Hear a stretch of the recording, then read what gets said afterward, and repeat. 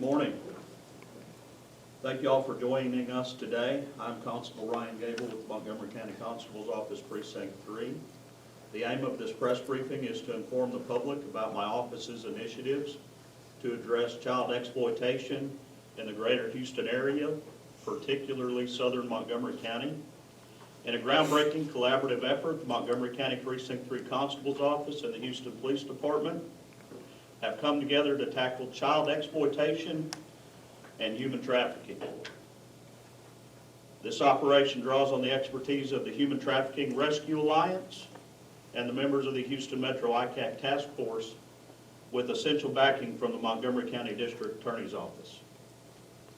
Additionally, this initiative included an undercover ICAT operation which significantly enhanced our efforts to identify and apprehend offenders.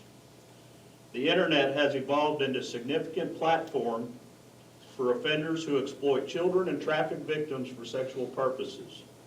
By integrating human trafficking and ICAT investigations, we utilize digital forensics and online tracking to uncover trafficking networks, while insights from trafficking cases improve ICAT's ability to identify victims.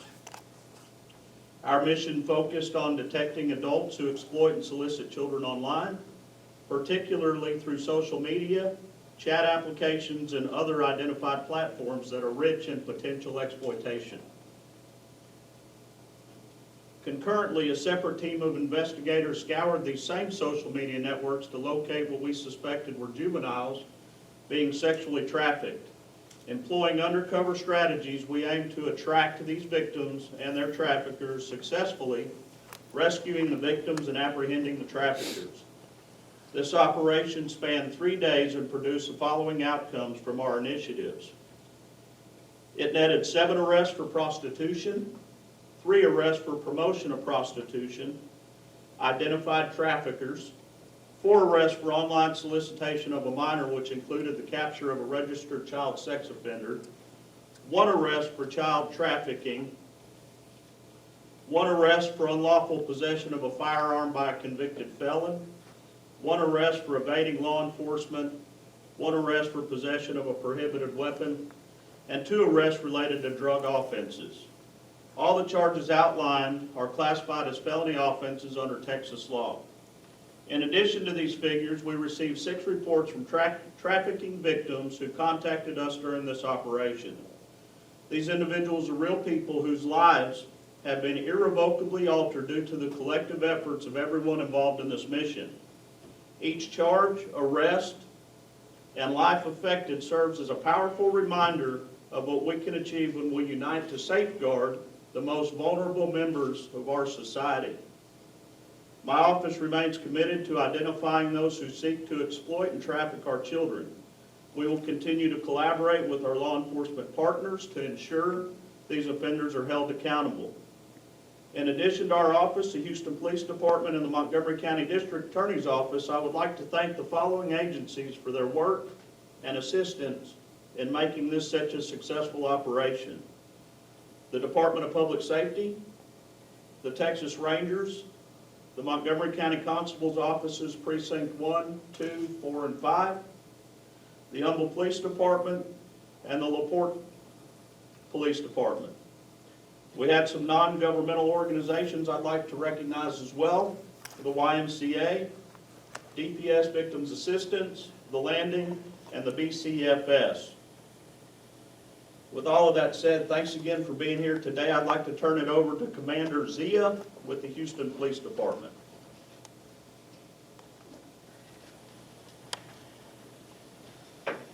Good morning, and thank you, Constable Gable, for allowing me to say a few words about our shared success. As the Constable mentioned, my name is Salam Zia. I'm a commander with the Houston Police Department, and I have the honor and privilege to lead the Vice Division's Human Trafficking Unit. I also want to begin by praising the outstanding collaboration between our agencies and the results we achieved together during Operation Safe Haven. This operation's success truly reflects our shared commitment to keeping our community safe. Human trafficking is a heinous crime that preys on the vulnerable, so it takes a united front to combat it effectively, and that is where the Human Trafficking Rescue Alliance, otherwise known as HETRA, becomes essential to our efforts.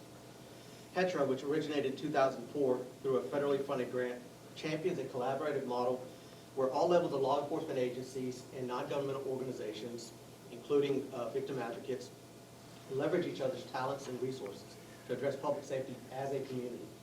These partnerships demonstrate the power of working together to dismantle trafficking networks and protect victims. When we join forces, we not only strengthen our ability to uphold justice and ensure public safety, but we send a loud and clear message to both survivors and traffickers. To the survivors, our collaboration says, you are not alone. We see you, and we are working tirelessly to protect you and hold those that have harmed you accountable. And to the traffickers, we make it clear, there will be no safe haven for you. The relentless efforts of our teams, including the members standing over here, will leave no stone unturned in pursuit of justice. We will hold you accountable for the harm you have caused. Together, we are sending a loud and clear message. Human trafficking has no place in our communities, and we will not rest until it is eradicated. Thank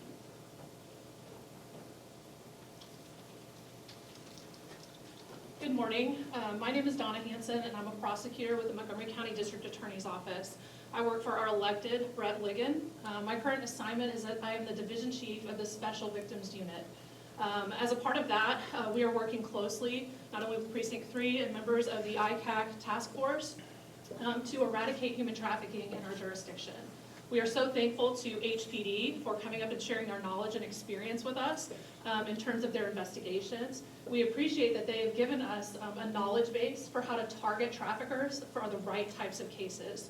And we are committed to seeking justice on behalf of every single victim of human trafficking, and we will see to it that these offenders are put where they belong.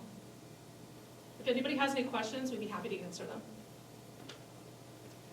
Have all these people been arrested Yes, ma'am. and are in jail or? They're either in jail or have made bond. Yes, ma'am. And you mentioned it was over a 3-day period. Did that happen recently, or can you say any time frame of when this happened? It was within the last month that we ran this operation. It was 3 days long, and we actually did a couple of different tactics, both of which were successful for us. And can you talk a little bit about that? I know not too specific of tactics, but just how, I mean, just in layman's terms of like, there were undercover officers involved messaging people on the apps, or can you just say how it worked? I think I'm going to let him answer that. But perfect, thank you. Yeah, sure. So without going too much into tradecraft, I'll speak very generally, right? And so, yes, undercovers were involved, and they typically meet the victims and the traffickers where they are. And in today's environment, that's usually cyberspace, whether it's through social media or other websites. And that's where the communication starts, right? And so through the communication, we're able to make a sex date and meet the trafficker and the victim, depending on where we're located, where the operation is being run. And in many instances, the traffickers will accompany the victim. And so depending on the type of operation that you conduct, some prove more beneficial to trafficking cases. And those are normally the ones that we try to employ. We'll be able to make those trafficking cases and those type of operations. I'll also tell you that from our experience, we tend to target juveniles. When I say target, that's where we're looking to recover, right? Because in the trafficking world, there's no other commodity that's most precious to traffickers than juveniles, for obvious reasons. They're the ones that bring the highest income potential to traffickers, right? They're also the most vulnerable and the most innocent among us. So if we're going to focus our resources at the Houston Police Department, our goal is to find those victims. And typically, the way we operate and the tactics that we use, we've done a really good job finding juveniles. And typically, when we find them, they're also accompanied by a trafficker, right? And so, but these arrests, I want to emphasize, is just the beginning of the investigation. There's still, there's still a large portion of the investigation that's still to come, and that's very common with trafficking investigations. It's one of the hardest, and I'm sure the district attorney will agree with me. It's one of the hardest and most complicated investigations you can work. And so, just because the arrest was made doesn't necessarily mean the investigation is over. Typically, these traffickers, especially the ones that tend to lure and exploit juveniles, have other victims, right? And so in some of these instances, we're only able to get maybe one victim, but we know there's others that are out. And so the only way we're able to continue and try to identify those is by continuing the investigation. So the rest is tip of the iceberg. We still have to deal with everything that's still underneath the water. I hope that answered your question. Yes, thank you. If I may too, also real quickly speak on the side of the ICAT portion of this. Good morning, my name is Freddie Croft. I'm the lieutenant with the Houston Police Department Special Victims Division, and I play the role of ICAT commander for the Houston Metro ICAT Task Force. Before I go into too much about the operation from the ICAT standpoint, I do really want to thank Constable Gable, Captain Acosta, the HPD Human Trafficking side, and the Montgomery County DA's office for coming together on this collaborative effort. A special thanks to Montgomery County Precinct 3 Constable Detective Ashley Walker. She was the one that really spearheaded this operation. Historically, ICAC and human trafficking have worked separately. This was the first time that we've really come together in a collaborative effort, and I think the results show for themselves. This type of operation will be the new model that we target online offenders that are targeting our children, and really excited for the future and what that holds. Over the past decade, the prevalence of online exploitation has exploded. We've seen an increase of over 500% over the past decade in the amount of crimes that are reported to us at the Houston Police Department ICAC unit, and that encompasses the greater Houston area. Before COVID, we were getting about 3,000 cases reported to us a year. The past 2 years, we've gotten over 20,000 cases reported to us. So with the exponential rise of this, we're coming up with new and creative ways to tackle these problems. For anybody looking for resources from the child exploitation side, children are targeted online all the time by offenders in various methods. I always want to give a shout out to the National Center for Missing and Exploited Children. They have a ton of resources out there for parents, educators, and people of the community, both on the prevention side and how to recover if you are a victim of those crimes. They manage the cyber tip line, their website does, where you can report if you were a victim of one of these crimes, and it'll get routed to one of the 61 different ICAC task forces across the U.S., depending on where you're located. And most importantly, I do always want to give a call out to parents and members of the community to really talk to your children. That's the only way we're going to be able to really combat these crimes, is getting with the children, talk to them about what they're doing, what their habits are online, and better ways to be safe. So please be involved, be part of the solution. In closing, I think it's clear that with this type of operation in the Houston area, we take this seriously. Online targeting of children online will not be tolerated. We will find you, and you will be held accountable for your actions, especially up here in Montgomery County with the great work that Precinct 3 Constable's Office and all the partner agencies did. So if you have any questions on the ICAC side or the child exploitation side, I can answer those as well.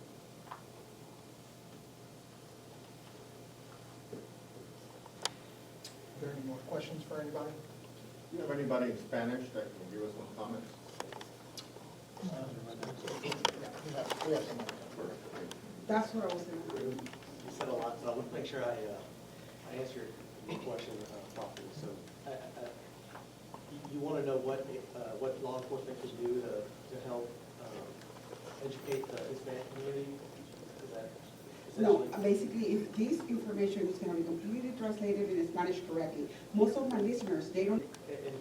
In terms of the translation, I think we can get with our public information officer. But regardless of where you come from, sex trafficking or just human trafficking cases are very complicated.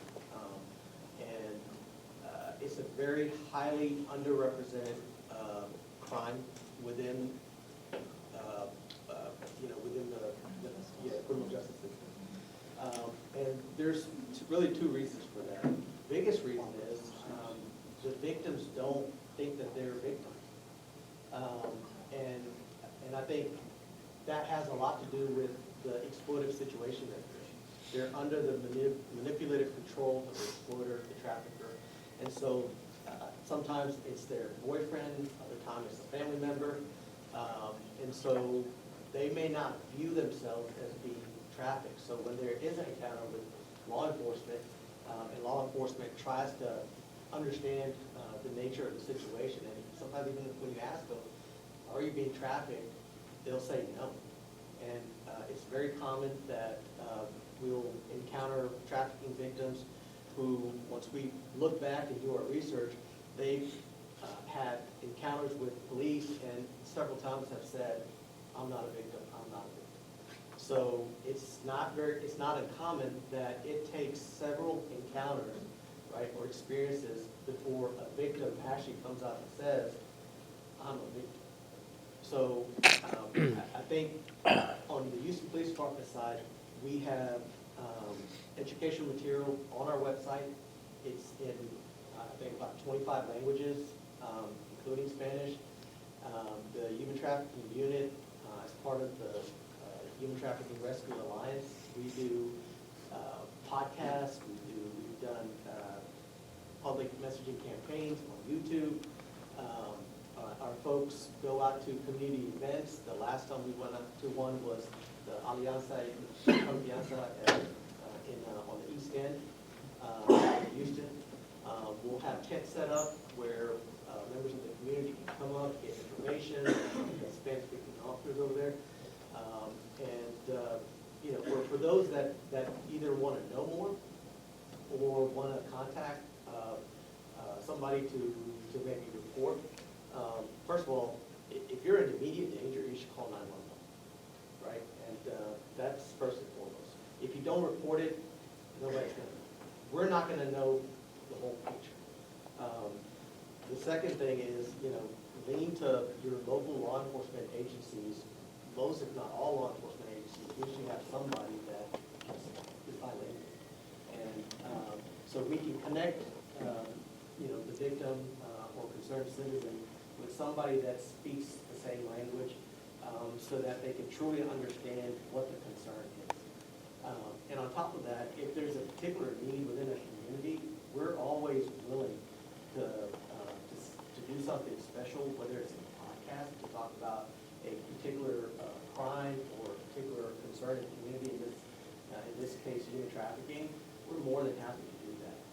And so, in fact, we're scheduling one now, hopefully in the near future.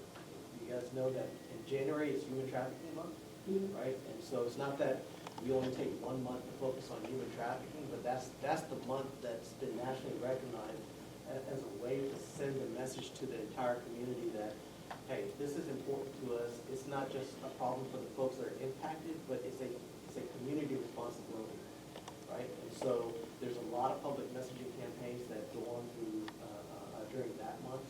But there's, and I don't want to speak for Precinct 3, but just from my experience working with all our partners, they all do a great job with the resources that they have to try to connect with different segments of the community, because we realize that traffickers and exploiters, they understand that too.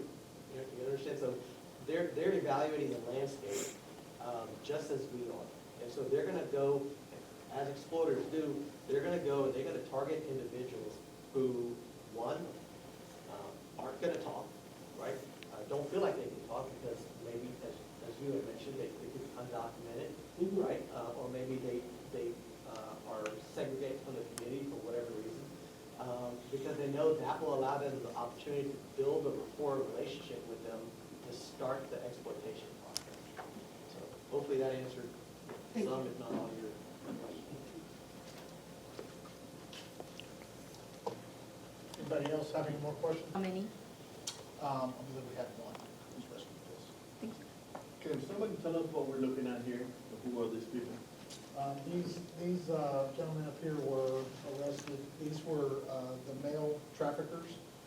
Some of them solicited children online during the undercover ICAT operation of this whole thing that we joined together. So some of these, there's one up here in particular that was trafficking a minor. You'll see him at the bottom in the middle.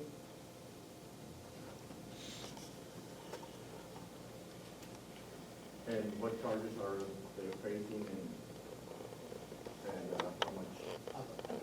So you can see at the bottom of each picture, we have the crime listed that they've been charged with. Promotion of prostitution is going to be a third-degree felony.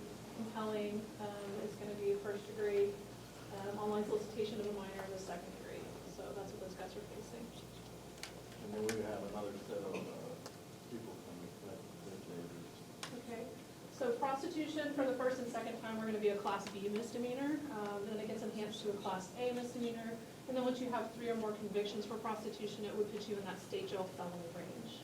Do you guys know these ladies that are involved in prostitution, are they being trafficked themselves as well? Do you have no idea on that? or So no? a part of our investigation was to explore that very first out the gate to make sure that we did not put a victim of human trafficking in jail for prostitution. Okay. So that is absolutely something that these detectives were key in making sure of before we made any charging decisions. Can you elaborate a little bit more? You said y'all did get one rescue. We did. How old of a child was it? I can tell you she's under 18. And she's gonna do the Spanish? Yes. El propósito de esto es para ayudar a los niños menores que normalmente se meten en la internet y empiezan a chatear o X cosas con gente y son gente que están buscando a menores. ¿Cuántas personas fueron arrestadas? El total ellos son los hombres que son los que promocionaron lo de la prostitución o que fueron a solicitar menores de edad. En total fueron 7 hombres y 7 mujeres. Tuvimos una niña menor de edad que ella fue rescatada.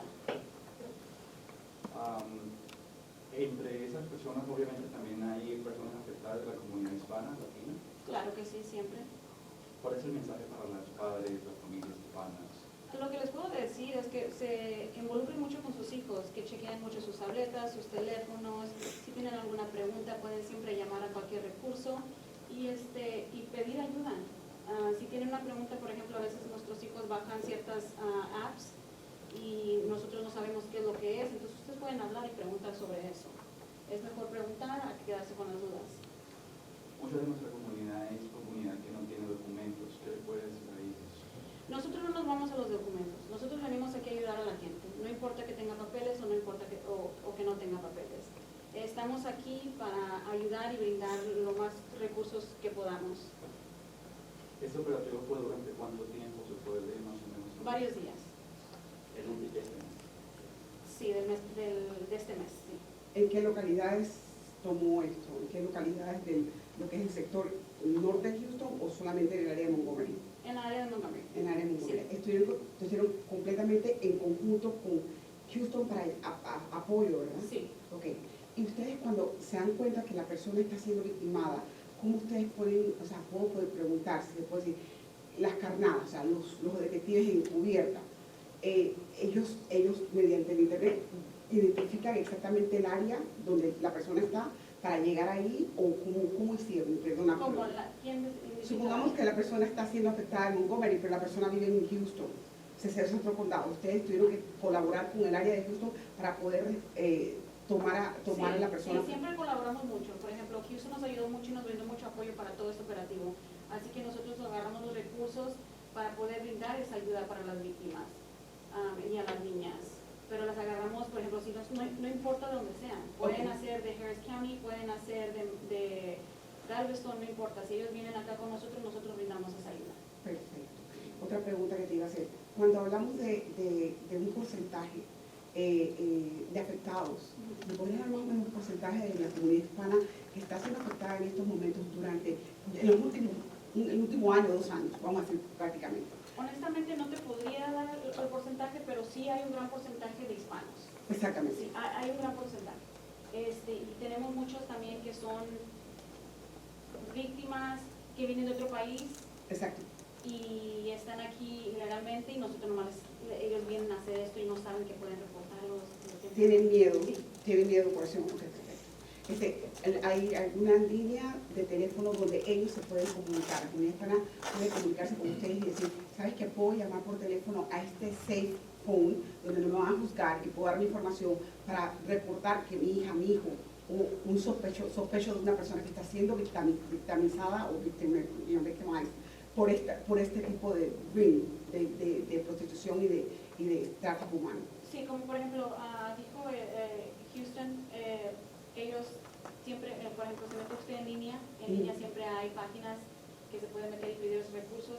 Yo no tengo el número conmigo ahorita, pero sí se lo podría dar más al ratito sobre esos números, porque sí hay números que usted puede llamar y puede pedir hablar con una persona en español para que le puedan ayudar. Si estás en peligro, obviamente. El 911, obviamente, si está en peligro, inmediato peligro, habla el 911, ellos le ayudan. Sí, quería nada más que nos concentráramos un poquito en esta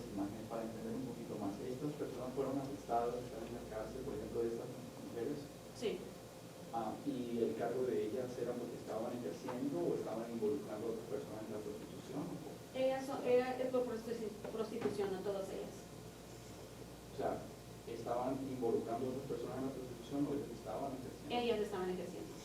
Ok. ¿Y los otros hombres que estaban aquí eran personas que estaban...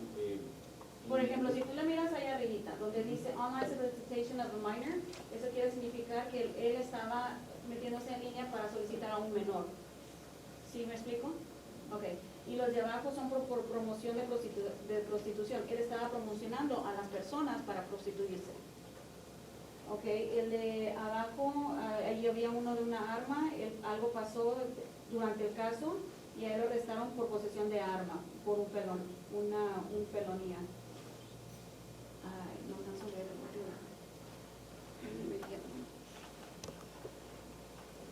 Entonces, y luego hay uno que está peleando por prostitución y tráfico de niños.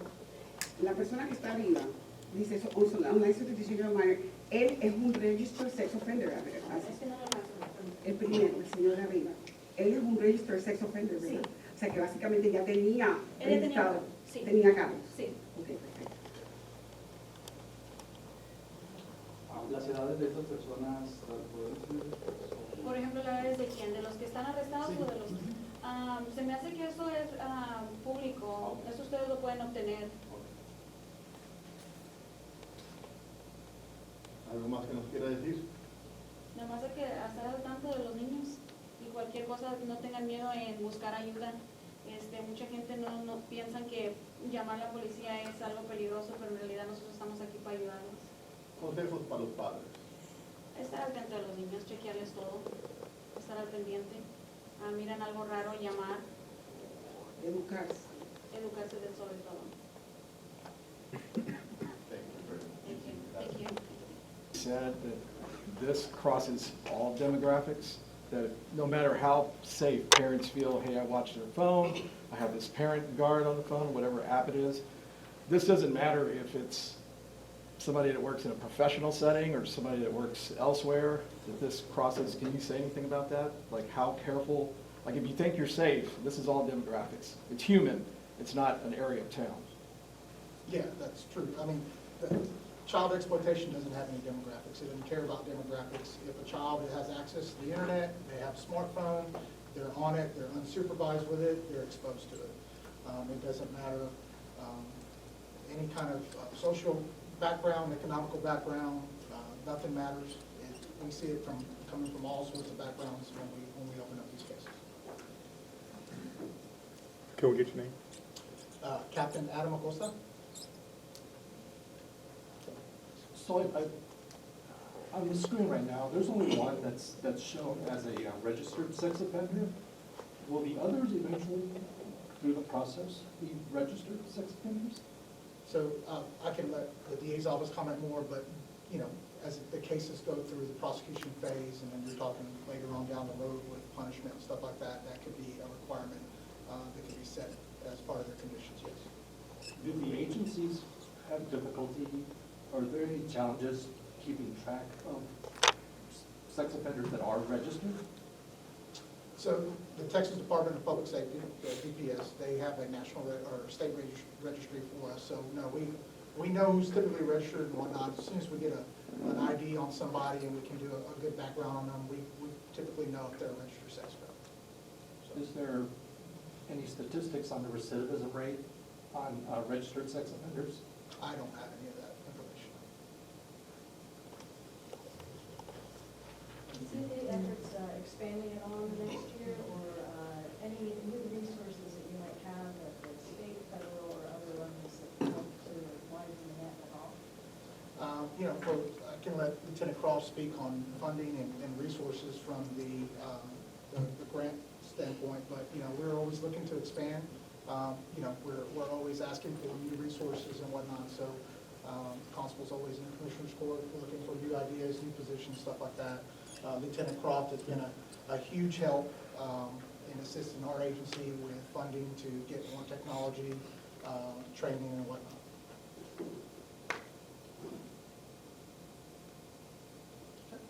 If there's no other questions, then thank you all for coming out and sharing this information with us. Thank you.